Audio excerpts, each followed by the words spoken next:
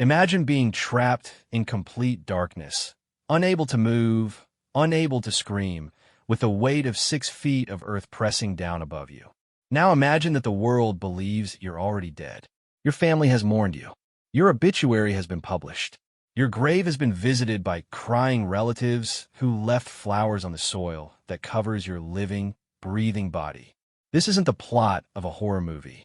This isn't some urban legend shared around campfires. This is the true story of Maria Santos, a 34-year-old mother of two from the Philippines, who found herself buried alive after a devastating earthquake, only to be discovered weeks later by U.S. Navy SEALs who detected something impossible, a distress signal coming from her grave. What you're about to read challenges everything we think we know about survival, about the limits of human endurance, and about the technology that can reach us even in our darkest hour.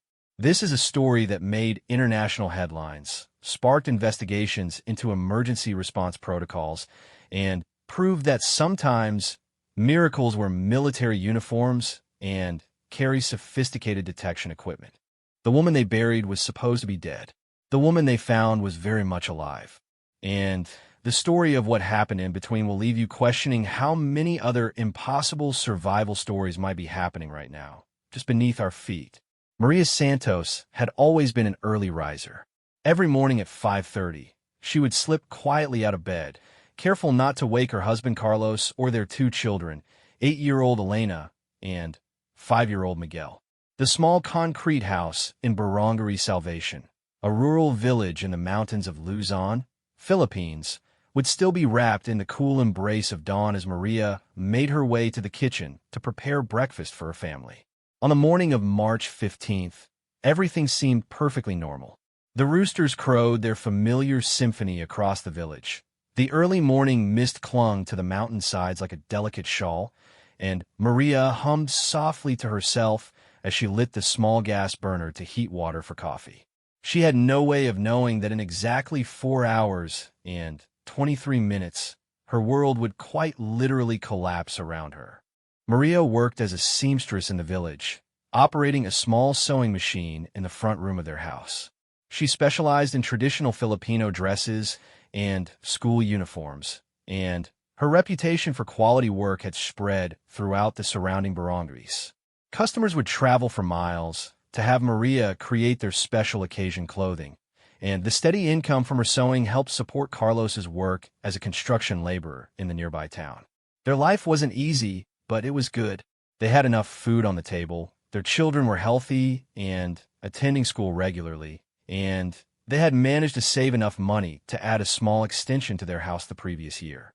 Maria often told her friends that she felt blessed, that despite not having much money, they had everything that truly mattered. That morning, as Elena and Miguel got ready for school, Maria noticed that Miguel seemed unusually quiet. The little boy, normally chattering nonstop about his friends and his favorite cartoon characters, sat silently at the small wooden table, picking at his rice and dried fish. "What's wrong, my love?" Maria asked, kneeling beside his chair and brushing his dark hair away from his forehead. Miguel looked up at her with serious brown eyes. "Mama, I had a bad dream last night. The ground was shaking and everything was falling down." Maria felt a small chill run down her spine, but she forced herself to smile.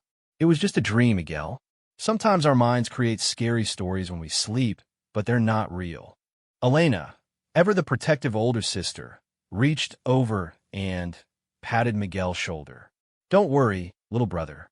Mama and Papa will always keep us safe."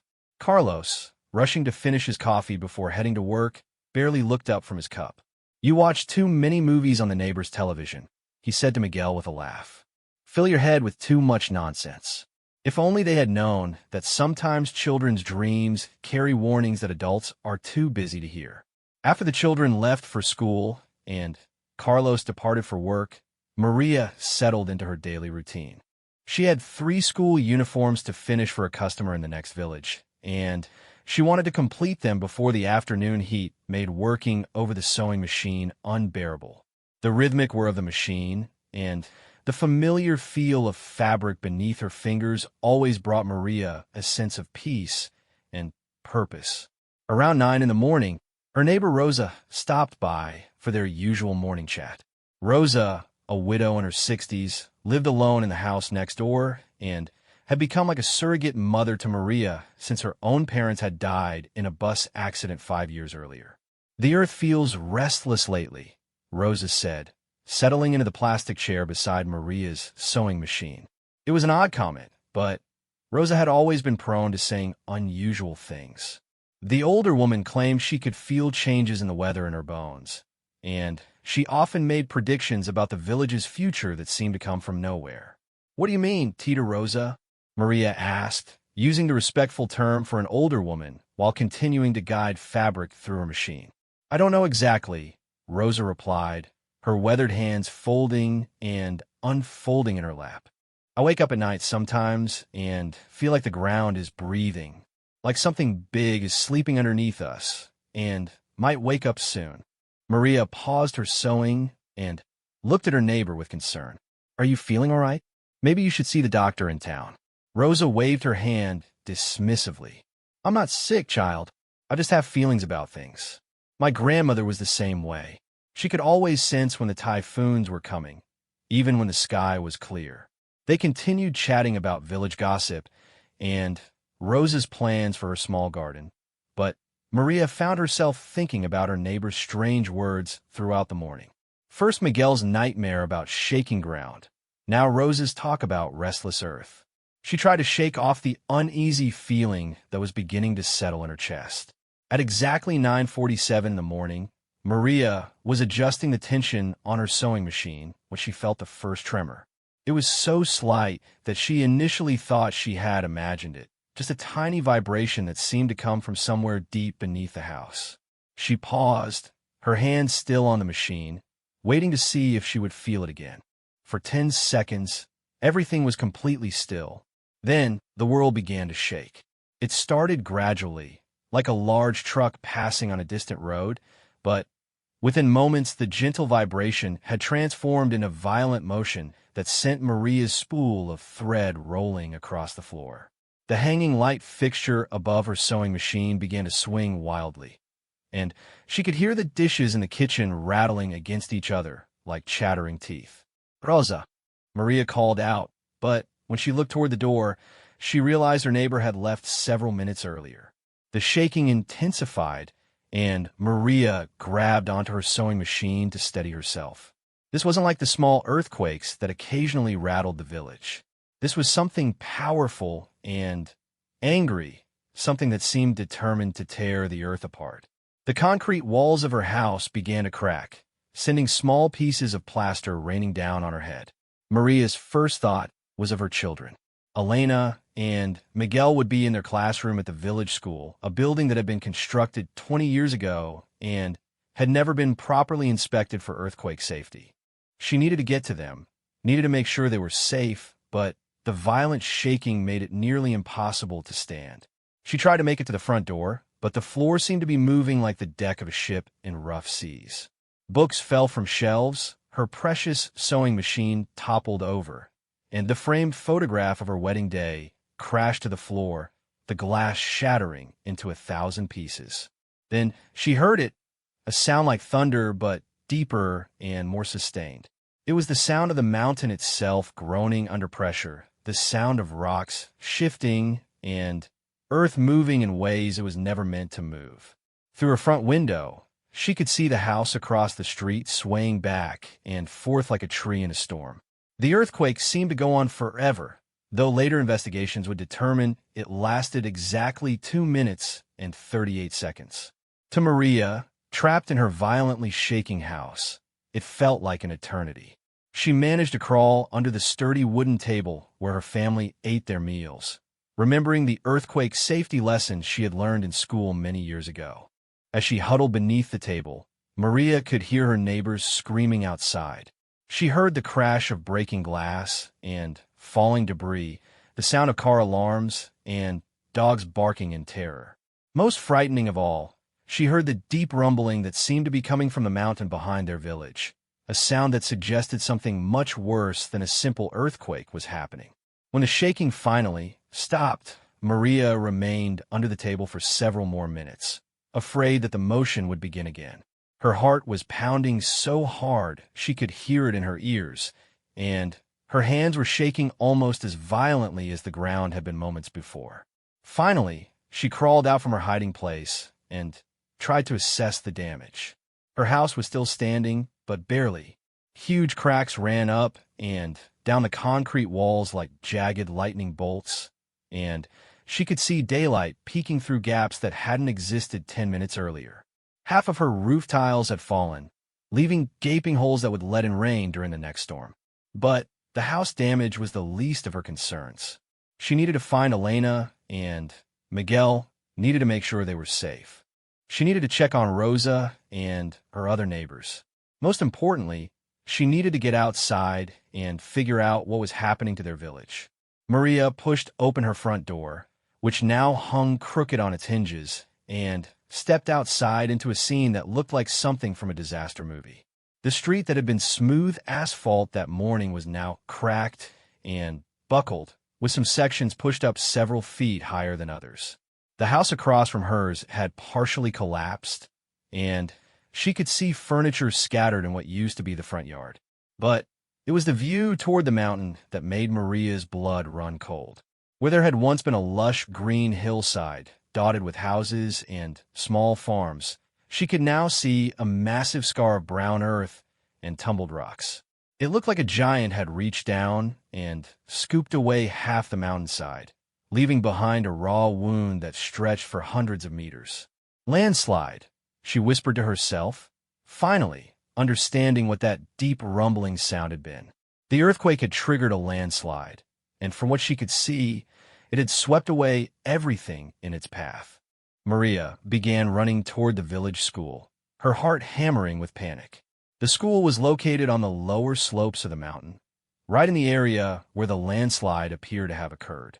As she ran through the damaged streets, dodging fallen power lines and piles of debris, she passed other parents who were running in the same direction with the same desperate expression on their faces. The closer she got to where the school should have been, the worse the destruction became. Houses had been completely flattened, buried under tons of mud and rock. Cars had been tossed around like toys and left crumpled against trees or half buried in debris. Most horrifying of all, she began to see rescue workers and volunteers digging frantically in the mud, calling out names and listening desperately for responses. When Maria finally reached the area where the village school had stood that morning, she found nothing but a sea of brown mud mixed with concrete rubble and twisted metal. The entire building had been buried under at least 20 feet of debris from the landslide. Dozens of rescue workers were digging with shovels and their bare hands, but Maria could tell from their expressions that they were not finding what they hoped to find. A Red Cross volunteer approached her as she stood staring at the destruction in shock. "Ma'am, do you live in this area? We're trying to account for everyone who might have been caught in the slide." "My children," Maria managed to whisper. "Elena and Miguel Santos. They were in school when it happened." The volunteer's face softened with sympathy. "We're doing everything we can to find survivors.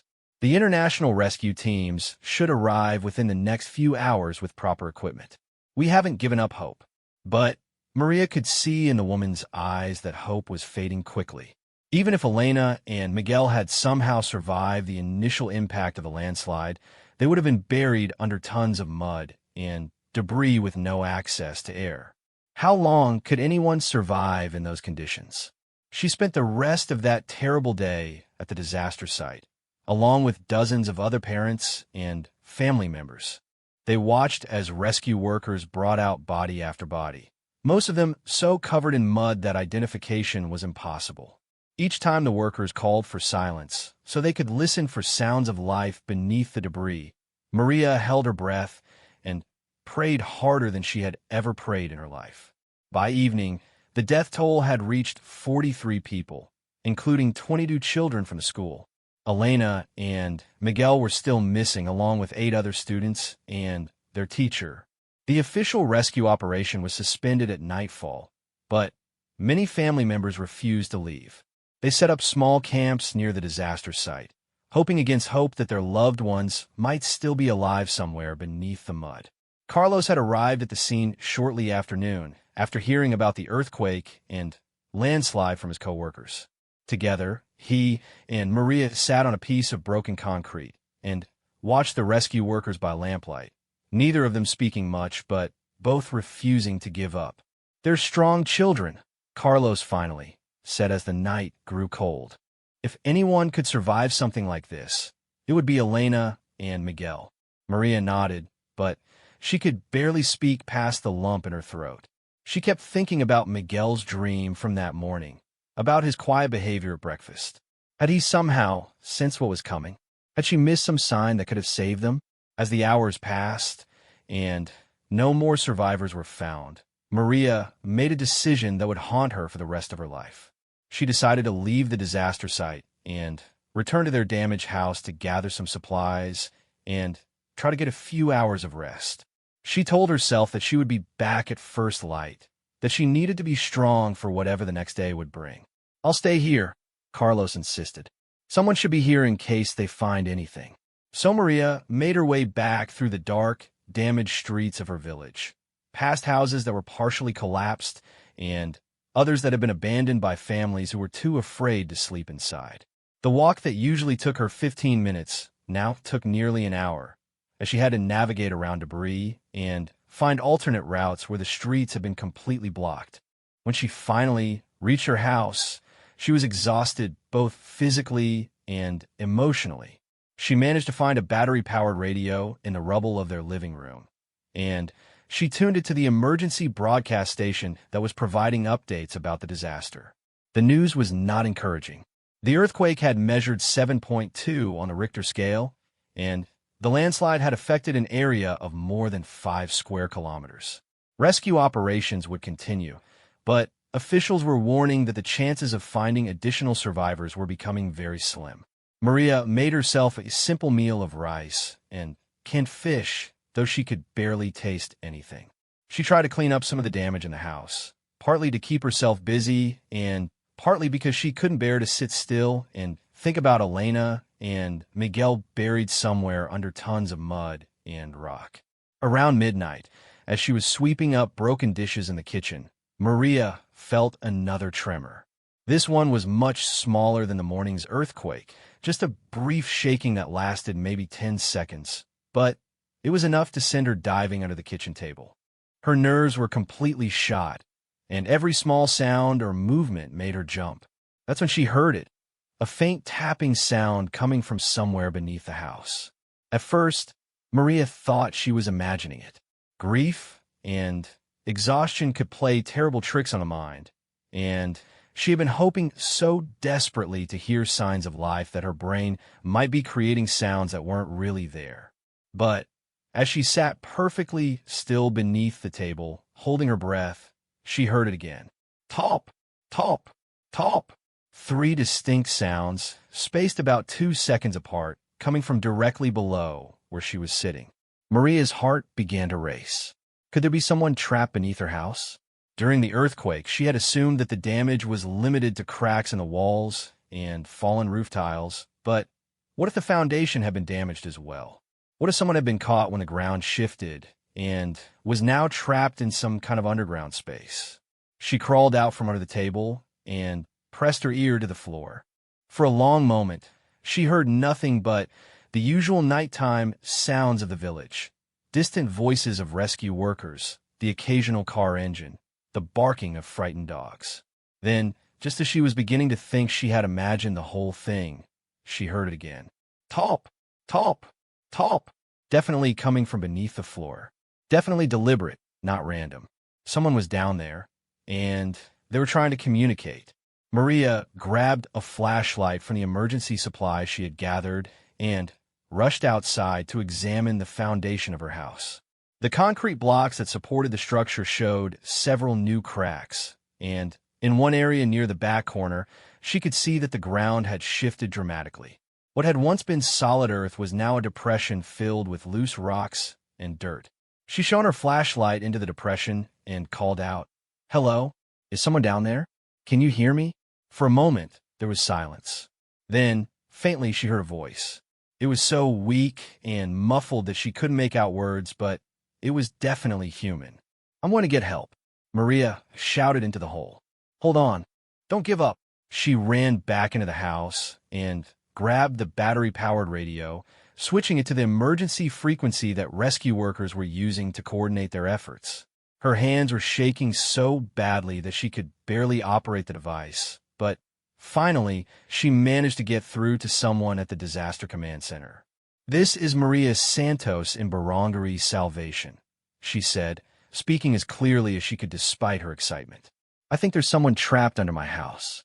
I can hear them calling for help." The voice on the radio was professional and calm. "We'll send a team to your location immediately. Can you give us the exact address?" Maria provided the information and was told that a rescue team would arrive within 30 minutes. She spent those 30 minutes talking into the depression behind her house, trying to keep whoever was down there calm and awake. "Help is coming," she called out repeatedly. "Don't go to sleep. Keep making noise so we can find you." When the rescue team arrived, they quickly confirmed that there was indeed someone trapped beneath the house. Using sensitive listening equipment, they were able to pinpoint the exact location of the voice and began the careful process of digging down toward it. "It appears that during the earthquake, a natural cave system beneath your house partially collapsed," the team leader explained to Maria as his workers dug. "Someone must have been seeking shelter in the cave when it happened, and now they're trapped but alive." It took 4 hours of careful digging before the rescue workers finally broke through into the space where the voice was coming from. When they shone their lights into the hole, they found a young woman in her 20s, dehydrated and injured, but very much alive.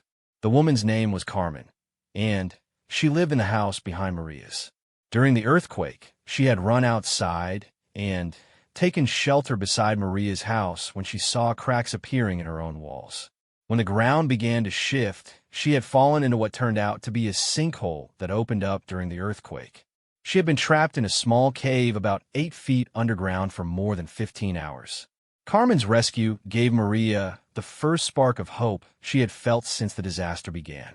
If Carmen could survive being trapped underground for hours, maybe Elena and Miguel could too. Maybe there were air pockets beneath the landslide. Maybe her children were somewhere in the darkness, waiting for rescue workers to find them. Dawn was breaking as the rescue workers loaded Carmen into an ambulance and prepared to take her to the hospital in town. As Maria watched the ambulance disappear down the damaged road, she made a decision. She was going back to the landslide site, and she wasn't going to leave until Elena and Miguel were found. She had no way of knowing that in making this decision, she was setting in motion a series of events that would lead to her own entombment, her own desperate fight for survival, and ultimately to a rescue so extraordinary that it would capture the attention of the world. Maria returned to the landslide site as the sun painted the devastated mountainside in shades of orange and pink. The beauty of the sunrise felt almost insulting given the tragedy that had unfolded, but she forced herself to focus on the possibility that Elena and Miguel might still be alive somewhere beneath the massive pile of mud and debris. The rescue operation had resumed at first light, with additional teams arriving from Manila and even some international volunteers who specialized in disaster response. Maria counted at least 50 people working the site now, using everything from heavy machinery to trained search dogs in their efforts to find survivors. Carlos was exactly where she had left him the night before, sitting on the same piece of broken concrete, his clothes now covered in mud from helping with the digging efforts. When he saw Maria approaching, he stood up and embraced her tightly. "Any word?" she asked, though she could tell from his expression that there hadn't been good news. "They found 3 more bodies during the night," Carlos said quietly. "Still no sign of Elena and Miguel, but they haven't given up. The team leader says they're going to try a new approach today, using some kind of special equipment that can detect heartbeats through the debris." Maria nodded and settled in beside her husband to wait. Around them, other families were doing the same thing, creating a grim community of people bound together by loss and hope. Some had been there since the previous afternoon, refusing to leave even when rescue workers suggested they go home to rest. As the morning progressed, Maria found herself drawn to a particular area of the debris field, about 50 meters from where the school had been located. She couldn't explain why, but something about that spot seemed to call to her. Maybe it was the way the mud was piled there, or the angle of a piece of concrete that reminded her of something familiar. Whatever it was, she felt compelled to get closer. "I want to help with the digging," she told Carlos around mid-morning. "Maria, you should leave that to the professionals. They have the right equipment and training." But Maria had already made up her mind.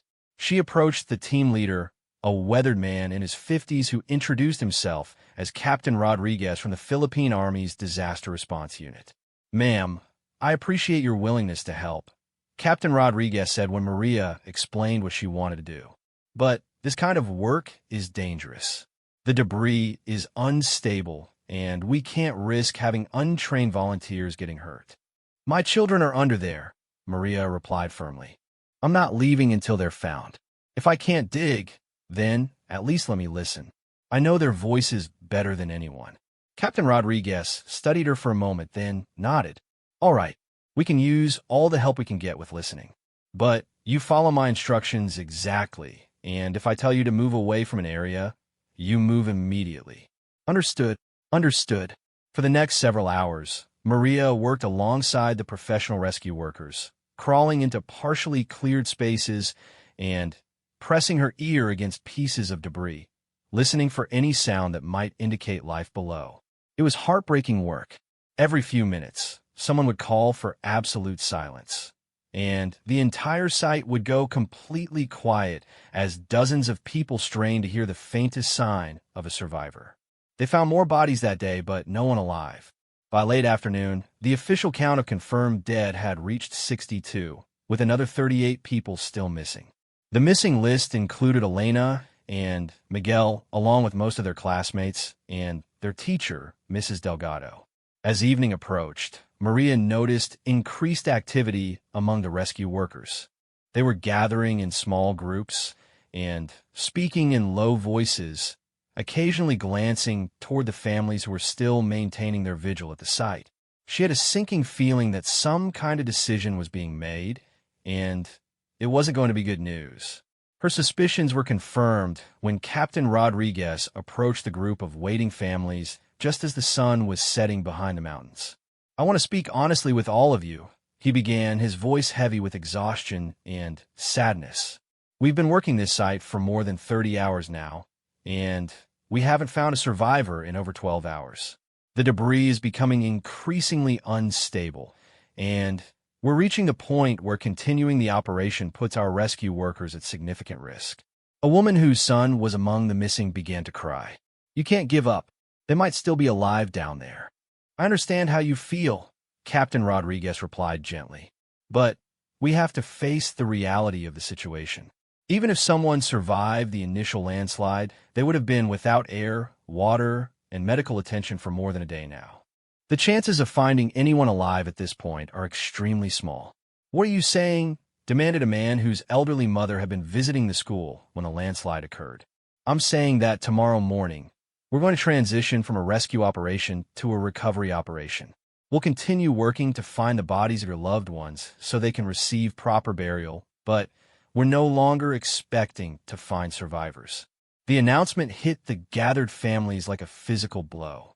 Some began crying openly, others argued with Captain Rodriguez, and a few simply sat down heavily and stared at the debris field with hollow eyes.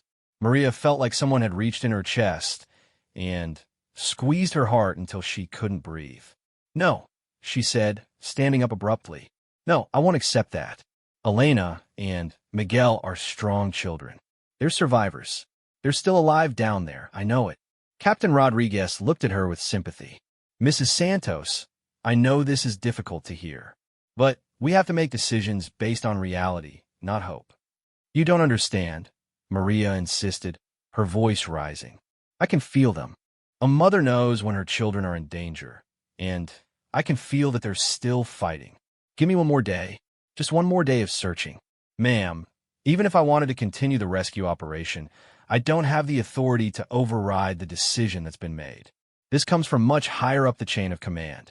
That's when Maria made the decision that would change everything. If the official rescue operation was ending, she would continue on her own. She would not abandon Elena and Miguel, no matter what anyone else said. I understand your position, Captain, she said, forcing her voice to remain calm. Thank you for everything you and your team have done. Carlos looked at her suspiciously. Maria, what are you thinking? I'm thinking that we should go home and get some rest, she replied, though she was thinking nothing of the sort. You're right that we need to face reality. Carlos seemed relieved that she was being reasonable, and after saying goodbye to some of the other families, they walked back to their damaged house as darkness fell over the village. But Maria's apparent acceptance of the situation was just an act. She had already formulated a plan, and she was going to put it into action as soon as Carlos fell asleep. She waited until well after midnight, listening to her husband's steady breathing and making sure he was deeply asleep before she quietly slipped out of bed. She had prepared a small backpack with supplies, a flashlight, extra batteries, a bottle of water, some crackers, and a folding shovel that Carlos used for gardening. She also brought along the battery-powered radio, hoping she might be able to communicate with the emergency frequency if she found anything. The walk back to the landslide site in the darkness was treacherous. Without the work lights that had illuminated the area during the day, Maria had to rely on her small flashlight to navigate around debris and find safe footing. Several times she slipped on loose rocks or mud and nearly fell, but she pressed on, driven by an absolute conviction that her children were somewhere in that pile of destruction, waiting for her to find them. When she reached the debris field, it looked completely different in the darkness. What had seemed like organized chaos during the day now appeared to be nothing but a random jumble of mud, rocks, and twisted metal. For a moment, Maria felt overwhelmed by the impossibility of her task. How could one person with a small shovel hope to accomplish what 50 trained rescue workers had been unable to do? But then she remembered Miguel's face at breakfast the morning before, the way he had looked at her with such trust when she assured him that his nightmare wasn't real. She remembered Elena's protective gesture toward her little brother, and the way both children always ran to hug her when she came home from her sewing work each day. Those memories gave her strength. She didn't need to search the entire debris field. She just needed to find a specific spot where Elena and Miguel were trapped. And somehow, despite all logic and reason, she believed she would know that spot when she found it. Maria began working in the area that had drawn her attention earlier that day, the place about 50 meters from where the school had been. Using her small shovel and her bare hands, she began carefully moving rocks and clearing away mud. The work was exhausting, and within an hour her hands were cut and bleeding from handling sharp pieces of concrete and metal, but she refused to stop. She worked through the night, pausing occasionally to rest and listen for any sound from below. Several times she thought she heard something faint voices, tapping sounds, even what might have been crying, but when she called out and listened more carefully, there was only silence. As dawn began to break, Maria realized she had been working for more than 6 hours and had managed to clear a depression about 3 feet deep and for feet across. It wasn't much to show for her efforts, but she was determined to keep going. She was no longer thinking rationally about the chances of finding Elena and Miguel alive. She was operating on pure maternal instinct, the same force that allows mothers to lift cars off trapped children or run into burning buildings to save their babies. That's when she heard the rumbling. At first, Maria thought it was another earthquake, and she prepared to take cover. But this sound was different, somehow deeper and more localized. It seemed to be coming from directly beneath the area where she had been digging. Then the ground began to shift. The depression she had spent the night creating suddenly began to widen and deepen on its own, as if the earth was opening up like a mouth. Maria tried to scramble away from the area, but the soft mud provided no solid footing. Within seconds, the ground beneath her feet completely gave way, and she found herself falling into darkness. The fall seemed to last forever, though it was probably only a few seconds. Maria tumbled through empty space, her arms flailing as she tried to grab onto something, anything, that might stop her descent. She was dimly aware of rocks and dirt raining down around her, and she had just enough time to curl up and protect her head before she hit the bottom. When Maria regained consciousness, she had no idea how much time had passed. She was lying on her side in complete darkness, and every part of her body ached. She tried to sit up, and immediately felt a sharp pain in her left shoulder that made her gasp. When she tried to move her leg, she discovered that her ankle was trapped under what felt like a large piece of concrete. Fighting back panic, Maria reached for the flashlight she had been carrying. By some miracle, it had survived the fall and was lying just a few feet away from her. When she turned it on and looked around, she realized she was in some kind of underground cavity, probably a natural cave that had been partially filled with debris from the landslide. The space was roughly cylindrical, maybe 8 feet across and 12 feet high. Above her, she could see the irregular opening she had fallen through, but it was at least 10 feet up and partially blocked by fallen rocks. Even if her ankle hadn't been trapped, she wouldn't have been able to climb back out. More frightening was the realization that the cavity wasn't stable. She could hear occasional creaking and groaning sounds that suggested the debris above her was still settling. If the opening collapsed completely, she would be sealed in permanently. Using her flashlight, Maria examined her trapped ankle more carefully. A piece of concrete about the size of a coffee table was pinning her foot to the ground, but it didn't appear to be putting enough pressure on her to cause serious damage. The main problem was that she couldn't generate enough leverage to lift it off. She tried calling for help, shouting as loudly as she could toward the opening above her. But she knew it was futile. The debris field was huge, and the chances of someone passing close enough to hear her were almost zero. Besides, the official rescue operation had ended, and it was unlikely that anyone would be in the area during the day. As the reality of her situation began to sink in, Maria felt the first real wave of despair she had experienced since the disaster began. She had come here to find Elena and Miguel, and instead she had managed to trap herself in what would probably become her own grave. Carlos would wake up and find her missing, and he would assume she had returned to the debris field, but he wouldn't know where to look for her specifically. Even if he organized a search, they would never think to look for her underground. But then, as she sat in the darkness fighting off panic, Maria heard something that made her heart stop. Somewhere in the distance, echoing through what must have been a network of connected spaces, she could hear a child crying. It was faint, so faint that she almost convinced herself she was imagining it. But as she held her breath and listened with every fiber of her being, she heard it again. A child's voice, weak and frightened, calling out in the darkness. "Mama? Mama, where are you?" It was Miguel. Maria felt a surge of adrenaline so powerful that she almost managed to lift the concrete block off her ankle through sheer willpower. Her baby was alive. Somewhere in this underground maze, Miguel was alive and calling for her. "Miguel!" she shouted at the top of her lungs. "Miguel, it's Mama. I'm here. Keep calling so I can find you." The crying stopped abruptly, and for a moment Maria was terrified that she had imagined the whole thing. Then she heard Miguel's voice again, clearer this time. "Mama, is that really you?" "Yes, baby, it's really me. Are you hurt? Is Elena with you?" "Elena is here, but she won't wake up." "Mama, I'm scared. It's so dark, and I can't find a way out." Maria's heart broke at the fear in her son's voice, but at the same time she felt a joy so intense it almost overwhelmed her. Elena and Miguel were alive. Against all odds, they had survived the landslide and were somewhere in this underground space. Now, she just had to figure out how to get to them. "Listen to me carefully, Miguel," she called out.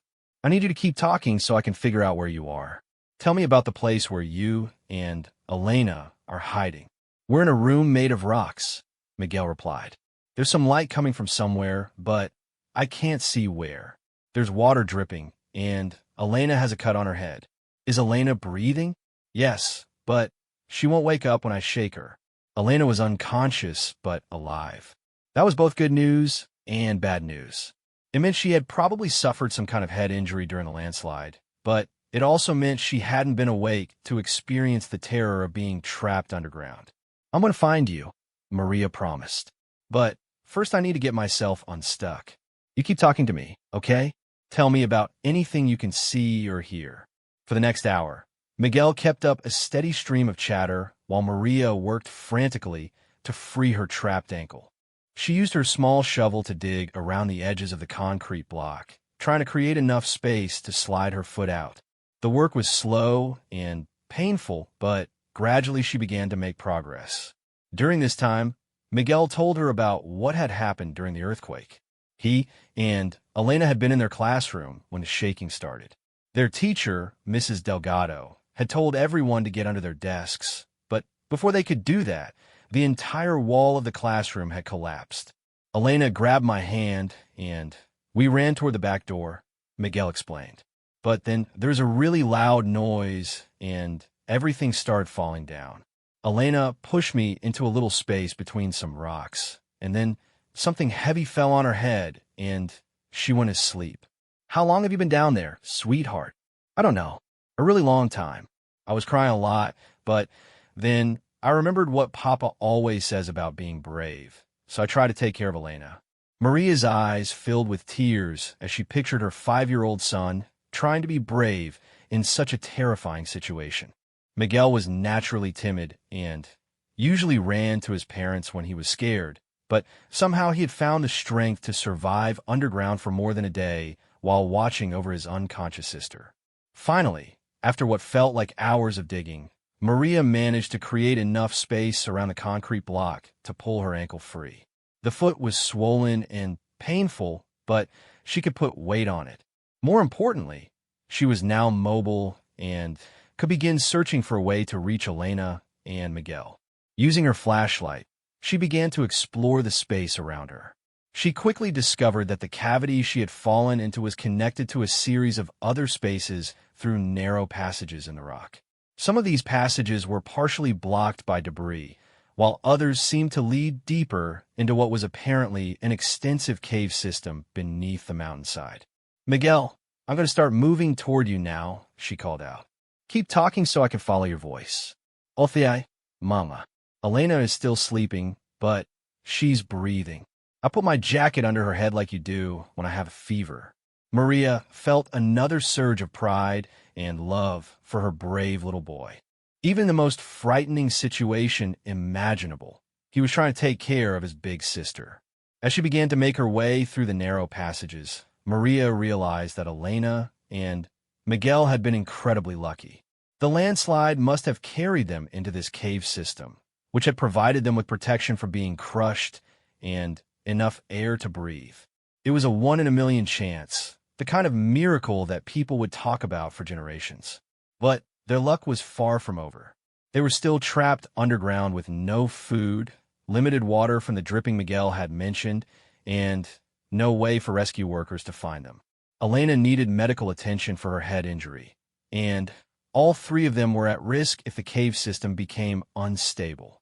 Most challenging of all, Maria was beginning to realize that the cave system was much more complex than she had initially thought. As she followed Miguel's voice through passage after passage, always seeming to get closer, but never quite reaching him, she began to understand that they might be separated by hundreds of feet of rock and debris, connected only by the acoustic properties of the cave system. Miguel, honey, I need you to help me, she called out during one of her rest stops. I want you to find something that makes noise. A rock or a piece of metal. Can you do that? I found a piece of pipe, Miguel replied after a few minutes. Good. Now I want you to hit the ground with it. Hit 3 times, then wait, then hit it 3 times again. Keep doing that until I tell you to stop. The tapping sounds that followed gave Maria a much better sense of direction. Miguel was somewhere to her left and below her current position. She began working her way through a series of descending passages, using the tapping sounds as her guide. It took another 2 hours, but finally, Maria squeezed through a particularly narrow opening and found herself in a larger space where she could see the faint glow of her flashlight reflecting off something metallic. As she moved closer, she saw Miguel sitting beside Elena's unconscious form, holding a piece of copper pipe and looking up at her with an expression of pure joy. "Mama!" he cried, dropping the pipe and running toward her. Maria caught him in her arms and held him tightly, feeling his small body trembling with relief and exhaustion. For the first time since the earthquake began, she allowed herself to cry, overwhelmed by the miracle of finding her children alive. But even as she held Miguel and checked Elena's condition, Maria knew that their ordeal was far from over. They were together now, but they were still trapped underground with no easy way out and no guarantee that anyone would find them. The real test of survival was just beginning. The reunion with Miguel was bittersweet. While Maria felt overwhelming relief at finding him alive, Elena's condition was deeply concerning. Her 8-year-old daughter lay unconscious on a makeshift bed of Miguel's school jacket and some debris that he had arranged to make her more comfortable. There was dried blood matted in her hair from what appeared to be a significant head wound, and her breathing was shallow and irregular. Maria knelt beside Elena and gently examined her injuries. Besides the head wound, she could see several cuts and bruises on her arms and legs, but nothing that appeared life-threatening. The head injury was the main concern. Elena's pupils were responsive when Maria shined the flashlight into her eyes, which was a good sign, but the fact that she had been unconscious for over 36 hours suggested a serious concussion at minimum. "How has she been?" Maria asked Miguel as she continued her examination. "She wakes up sometimes for a little bit," Miguel replied, settling down beside his mother. "But then she just goes back to sleep. When she's awake, she says her head hurts really bad, and she throws up." The vomiting was another concerning symptom. Combined with the prolonged unconsciousness, it suggested that Elena might have swelling in her brain from the head trauma. Without proper medical care, her condition could deteriorate rapidly. Maria forced herself to focus on what she could control rather than dwelling on what she couldn't. They were alive, they were together, and they were in a relatively protected space. Now she needed to figure out how to keep them alive until help arrived. "Miguel, you've been so brave," she told her son, pulling him close. "Tell me everything you can about this place. What have you discovered while you've been down here?" Miguel pointed toward the back of the cave space they were in. "There's water over there. It tastes okay, but it's really cold. And I found some things from our classroom. Look." He led Maria to a corner of the space where he had collected various items that had apparently been carried into the cave system by the landslide. There were several textbooks, a broken desk chair, Elena's school backpack with some crackers, and a juice box still inside, and remarkably, a battery-powered emergency radio that belonged to the school's disaster preparedness kit. "Miguel, you're amazing," Maria said, examining the radio. "Did you try to turn this on?" "I was scared to touch it. Mrs. Delgado always said we shouldn't play with the emergency equipment." Maria smiled despite their dire circumstances. Even trapped underground and fighting for survival, her 5-year-old son was still following his teacher's rules. She turned on the radio and was delighted to hear static, which meant the batteries still had power. She tuned through various frequencies until she found the emergency channel that rescue workers had been using. The voices she heard were not encouraging. "Recovery operation continues at the Barangay Salvation landslide site," an official-sounding voice reported. "Body count now stands at 71 confirmed dead, with 15 people still missing. Weather services are predicting heavy rain for the next 3 days, which may force suspension of recovery efforts due to additional landslide risk." Maria turned down the volume so Miguel wouldn't hear the grim statistics. According to the radio, Elena and Miguel were among the 15 people still listed as missing, which meant they were presumed dead. Even worse, the recovery operation might be suspended due to weather, which would eliminate any chance of being accidentally discovered by workers above ground. She tried broadcasting on the emergency frequency, but quickly realized that their location deep underground made two-way communication impossible. They could receive radio signals, but their own transmissions weren't getting out. "Mama, are we going to be okay?" Miguel asked, seeming to sense her growing concern. "Yes, sweetheart, we're going to be fine," Maria replied, though she was feeling far from confident. "We just need to be smart and take care of each other until someone finds us." Over the next few hours, Maria systematically explored their underground prison. The space where they were located was roughly the size of their living room at home, with a ceiling that varied from about 6 feet to more than 10 feet high. The floor was covered with a mixture of mud, rocks, and debris from a landslide, but it was relatively level and stable. Most importantly, there was indeed a source of fresh water. In the back corner of the space, water seeped through a crack in a rock and collected in a small natural basin. The flow was steady enough to provide for their drinking needs, and the water tasted clean and cold. The food situation was more challenging. Besides the crackers and juice box in Elena's backpack, Miguel had found a few pieces of candy and a partially crushed apple that had somehow survived the landslide. It wasn't much, but Maria calculated that if they were very careful with rationing, they might be able to make it last for several days. Air quality seemed adequate for now. There was definitely airflow from somewhere, probably through cracks in the rock that connected to the surface. However, Maria was concerned about what would happen if the passages above them became completely blocked by settling debris or if heavy rain caused additional ground movement. As evening approached on their second day underground, Elena finally regained consciousness for an extended period. She woke up confused and frightened, not understanding where they were or how they had gotten there. Maria had to explain the earthquake and landslide several times before Elena began to remember what had happened. "My head hurts so bad, Mama," Elena whispered, reaching up to touch her injured scalp. "I know, baby. You hit your head when the building fell down. But you're going to be okay.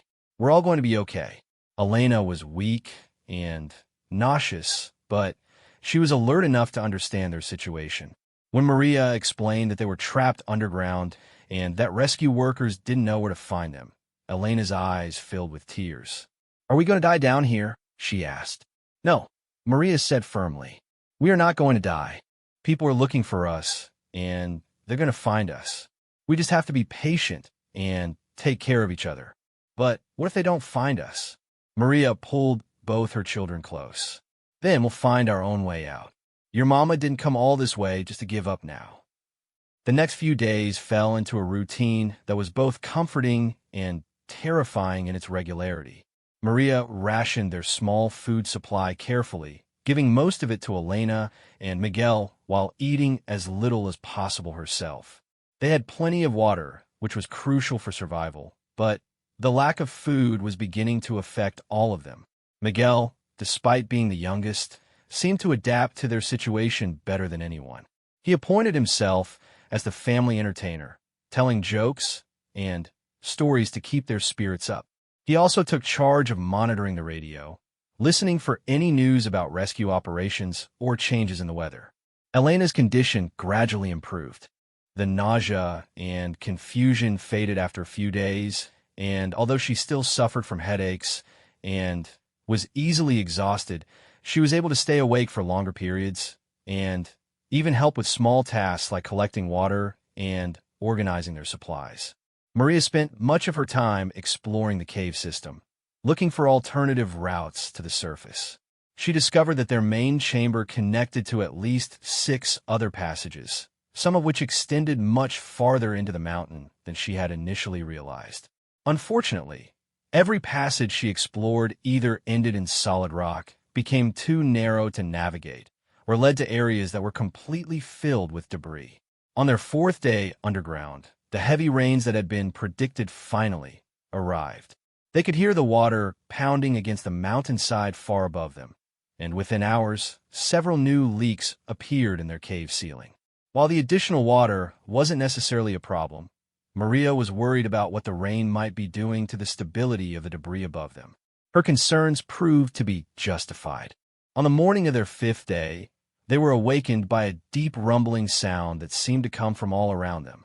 The ground shook slightly, and they could hear rocks falling somewhere in the passage system. "Is it another earthquake?"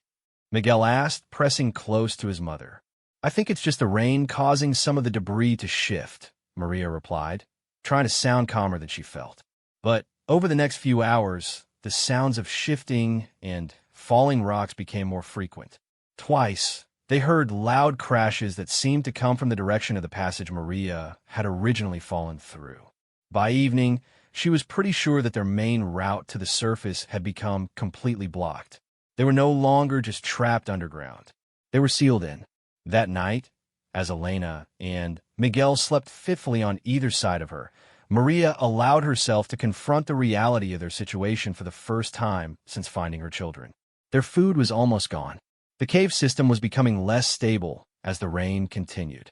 Even if rescue workers were still looking for them, which seemed unlikely after so many days, they would never think to look for survivors this deep underground. She tried to calculate how long they could survive on water alone. The human body could typically go 3 to 4 weeks without food, but Elena and Miguel were children, and they had already been weakened by days of minimal nutrition. Maria doubted they could last more than another week or two at most. For the first time since the disaster began, Maria seriously considered the possibility that they might not survive. She thought about Carlos, alone in their damaged house, probably convinced that his entire family was dead. She thought about the life she had planned for Elena and Miguel, all the birthdays and holidays and ordinary moments that might never happen. But then Miguel shifted in his sleep and mumbled something about wanting to show his papa the cave when they got out, and Maria felt her determination return. Her children still believed they were going to survive, still trusted that she would find a way to save them. She couldn't give up as long as they still had hope. Over the next 2 days, Maria intensified her exploration of the cave system. She mapped every passage she could find, looking for any route that might lead toward the surface or connect to a more stable part of the underground network. Most of the passages were too dangerous to explore fully, either because they were partially collapsed or because they descended further into the mountain where the risk of getting lost was too great. But on their 7th day underground, Maria made a discovery that changed everything. She was exploring a narrow passage that branched off from the main chamber when she noticed something unusual about the air movement. Unlike other parts of the cave system where the air was still and stagnant, this passage had a distinct breeze flowing through it. Following the airflow, she squeezed through increasingly tight spaces until she reached a point where the passage made a sharp turn upward.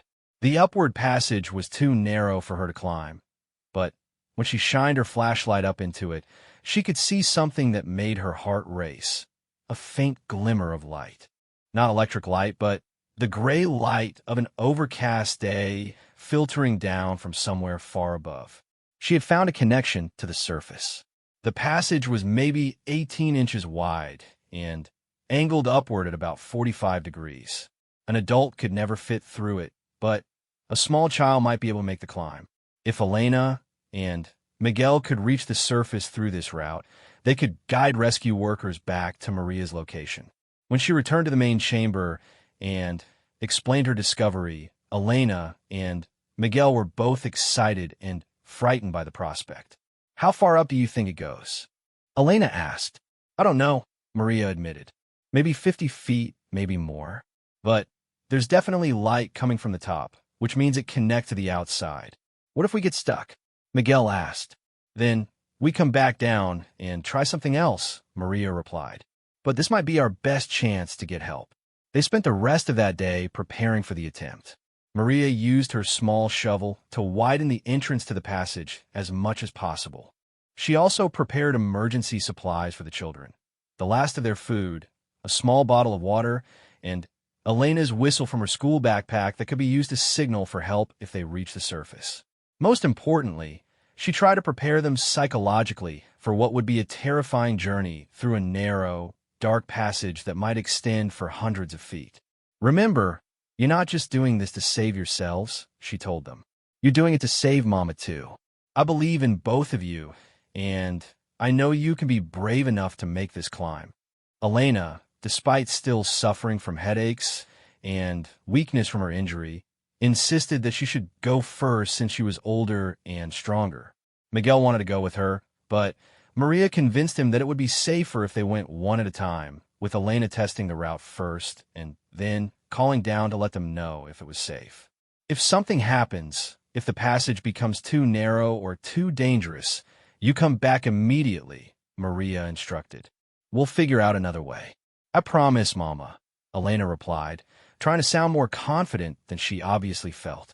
They decided to wait until morning to begin the attempt, partly to give Elena more time to rest, and partly because Maria wanted to spend what might be their last night together as a family.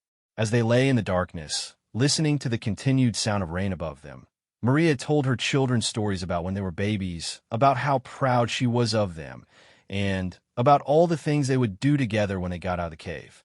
When we get home, I'm going to make you the biggest pancake breakfast you've ever seen, she promised. And then we're going to sit in the sunshine and not go inside for the whole day. Can we go to the beach? Miguel asked.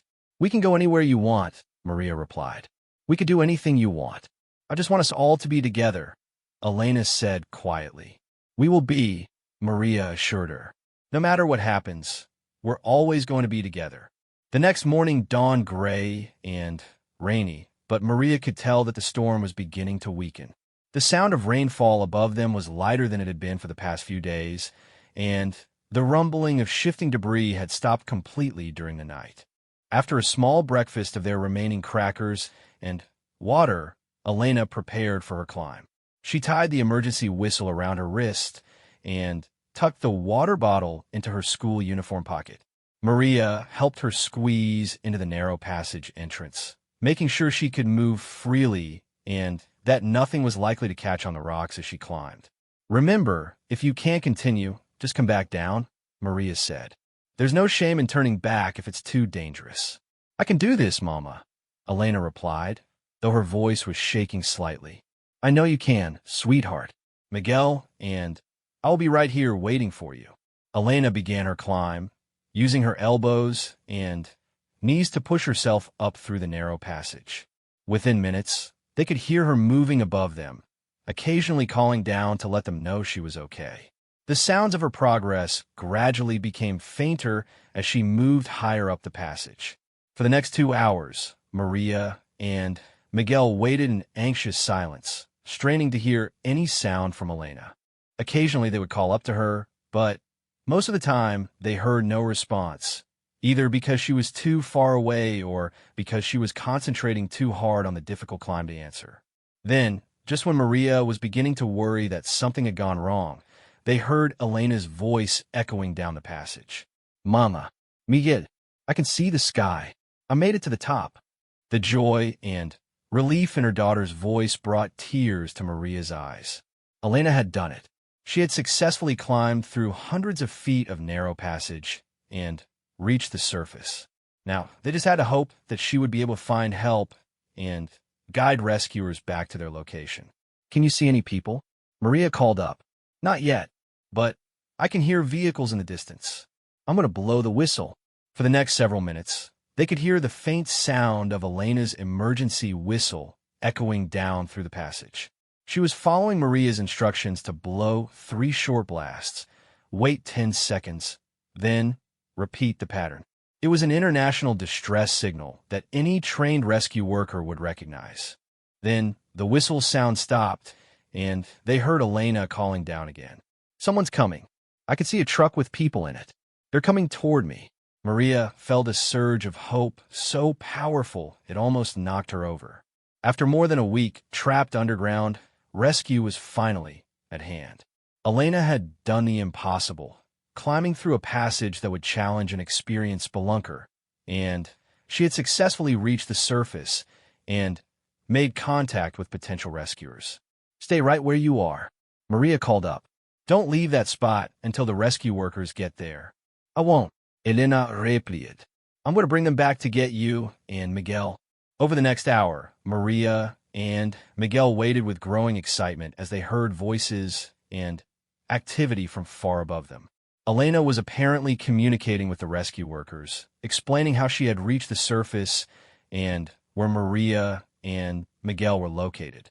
Finally, they heard a new voice calling down through the passage. It was an adult male with an American accent. "Ma'am, can you hear me? This is Petty Officer Johnson with the U.S. Navy. We're here to get you out."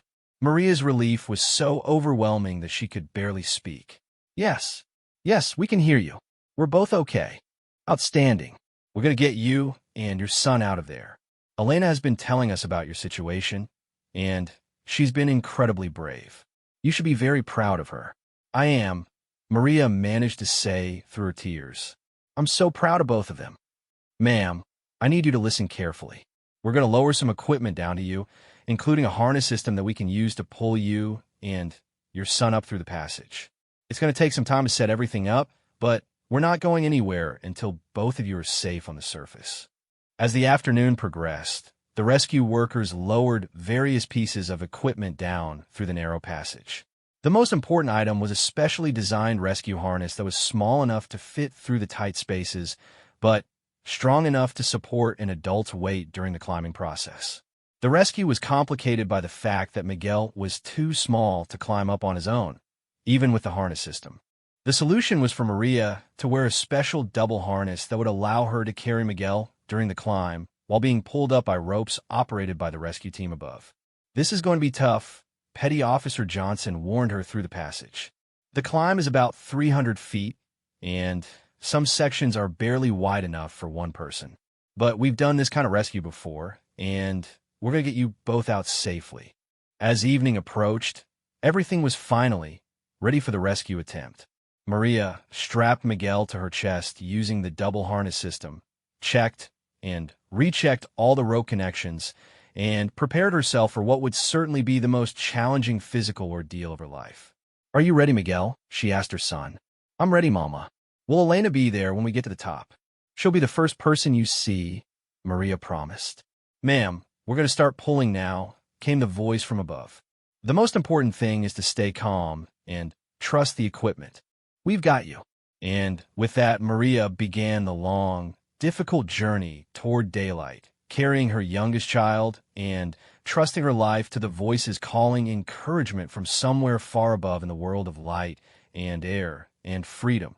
The climb through the narrow passage was a nightmare of physical endurance and psychological terror that tested every ounce of Maria's strength and determination. With Miguel strapped to her chest in the special rescue harness, she had to navigate through spaces barely wide enough for her shoulders while trusting her life to ropes operated by people she had never seen. The passage twisted and turned unpredictably, sometimes opening up enough that she could almost stand, other times narrowing so severely that she had to exhale completely just to squeeze through. Sharp rocks scraped against her back and arms, and twice she became temporarily stuck when the harness system caught on protruding stone formations. Miguel was incredibly brave throughout the ordeal, following Maria's instructions to stay very still and keep his arms tucked tightly against his body. When the passage became so narrow that Maria began to panic, Miguel would whisper encouragements in her ear, telling her how proud Papa would be when he heard about their adventure. "Just think, Mama," he said during one of their most difficult moments, when Maria was struggling to squeeze through a section that seemed impossibly tight. "We're going to have the best story to tell everyone at school." The thought of Miguel returning to school, of having a normal life again, gave Maria the strength to continue pushing upward through the claustrophobic passage.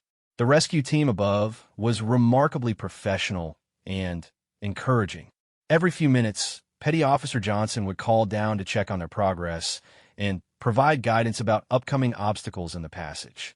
When Maria's strength began to fail during the steepest sections of the climb, the team would take up the slack on the ropes and help pull her and Miguel upward. "You're doing great, ma'am," Johnson called down when they were about halfway to the surface. "Elena is right here with us, and she says to tell you that she loves you and Miguel very much." "Tell her we love her too," Maria gasped, pausing to rest against a slightly wider section of the passage wall. "She also wants you to know that your husband is here. Carlos arrived about an hour ago, and he's standing by to help with the rescue." The knowledge that Carlos was waiting above gave Maria a new surge of energy. Her family was going to be reunited. After more than a week of unimaginable terror and hardship, they were finally going to be together again. The last 50 feet of the climb were the most difficult. The passage angled almost straight up, and Maria had to rely almost entirely on the rope system to pull her and Miguel toward the surface. Her arms and legs were shaking with exhaustion, and she could barely feel her hands anymore from gripping the rocks so tightly. But then, just when she thought she couldn't go any further, she saw it, a faint gray light filtering down from above. They were close to the surface. "I can see light," she called up. "We can see you too," Johnson replied. "You're almost there. Just 20 more feet." Those last 20 feet took nearly an hour to navigate, partly because Maria was so exhausted she could barely move, and partly because the rescue team had to be extremely careful not to cause a rock fall that might seal the passage behind them. But finally, incredibly, Maria felt hands grabbing her arms and pulling her up into the blessed light of day. The first thing she saw was Elena's face, dirty and scratched but glowing with joy. The second thing she saw was Carlos, tears streaming down his cheeks as he reached for Miguel and helped untangle him from the rescue harness. "My God," Carlos whispered, holding both his children and looking at Maria as if he was seeing a ghost. "I thought you were all dead. They told me you were all dead." Maria was too exhausted and emotionally overwhelmed to speak. She simply collapsed onto the muddy ground and let Carlos hold all three of them, feeling the warmth of their bodies and the reality of their survival. Around them, she gradually became aware of a remarkable scene. There were at least 20 people involved in the rescue operation, including several U.S.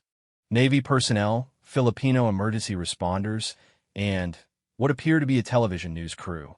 The area around the passage opening had been transformed into a sophisticated technical operation, with equipment and vehicles that seemed far more advanced than anything she would have expected for a local disaster response. As medics checked Miguel's vital signs and began treating the cuts and scrapes Maria had suffered during the climb, she overheard conversations that made her realize their rescue had been far more extraordinary than she had initially understood. The seismic sensors picked up the initial signal 3 days ago. One of the Americans was saying to what appeared to be a Filipino government official. But it took us this long to triangulate the exact location and confirm that it was actually a distress signal. "Seismic sensors?" the official asked. "Yes, sir." The equipment was originally deployed to monitor aftershock activity following the earthquake. But our technicians noticed some unusual rhythmic patterns that didn't match geological phenomena. When we analyzed the data more carefully, we realized we were looking at artificially created vibrations. Maria's attention was caught by this conversation. "Excuse me," she called to the American speaker, whom she now realized must be a Navy officer based on his uniform. "Are you saying you detected some kind of signal from underground?" The officer approached her with a smile. "Yes, ma'am. I'm Commander Peterson, and I'm in charge of the Navy's disaster response technical team. Your daughter, Elena, was creating a rhythmic tapping pattern against the rock walls of your cave. Our seismic monitoring equipment picked up those vibrations and recorded them as potential distress signals." Elena looked confused. "But I was just hitting the walls with that piece of pipe Miguel found. I was bored and scared, so I was just making noise." "That noise you were making followed a very specific pattern," Commander Peterson explained. 3 taps, pause, 3 taps, pause, 3 taps. That's the International Morse code signal for SOS. Where did you learn that pattern?" Elena looked even more confused. "I didn't learn it anywhere. I just thought it sounded good." Commander Peterson exchanged glances with his colleagues. "Ma'am, your daughter was unconsciously tapping out a distress signal that our equipment could detect from more than a quarter-mile away through hundreds of feet of rock and debris. That's pretty remarkable." As Maria listened to this explanation, she began to understand the true miracle of their rescue. It wasn't just Elena's brave climb to the surface that had saved them. 4 days before that, Elena had been unknowingly broadcasting a distress signal that high-tech Navy equipment had detected and traced back to their underground location. How is that even possible? Carlos asked. How can equipment detect something like that through so much rock? The sensors we use are incredibly sensitive, Peterson replied. They were originally developed for detecting underground nuclear tests, but we've adapted them for disaster response situations. They can pick up vibrations that would be completely imperceptible to human senses. Over the next several hours, as Maria and her family were transported to a hospital in Manila for medical evaluation, she learned more about the remarkable technology that had made their rescue possible. The U.S. Navy's disaster response team had deployed a network of seismic monitoring stations around the earthquake zone immediately after the landslide occurred. These stations were designed to monitor aftershock activity and assess the risk of additional landslides, but they were sensitive enough to detect any unusual vibrations in the area. When Elena's rhythmic tapping began on their fourth day underground, the sensors had immediately flagged it as anomalous activity. At first, we thought it might be aftershock activity or settling debris. Lieutenant Commander Sarah Williams, the team's technical specialist, explained to Maria while doctors examined Elena's head injury. But the pattern was too regular and too consistent with artificial origin. So you knew someone was alive down there? We suspected it, but we couldn't be certain. Seismic data can be tricky to interpret, and we've had false alarms before where regular geological activity appeared to be artificial signals. But this pattern was so distinctive and so consistent with known distress signals that we decided to investigate. The investigation had been complicated by the fact that the signals seemed to be coming from deep underground in an area that was considered too dangerous for conventional rescue operations. The continued rainfall and unstable debris made it impossible for rescue workers to dig down to the source of the signals. That's when we brought in the specialized equipment, Williams continued. We have cave rescue specialists who are trained to navigate narrow passages and underground spaces. When Elena managed to climb to the surface through that passage, it gave us the access route we needed to reach you.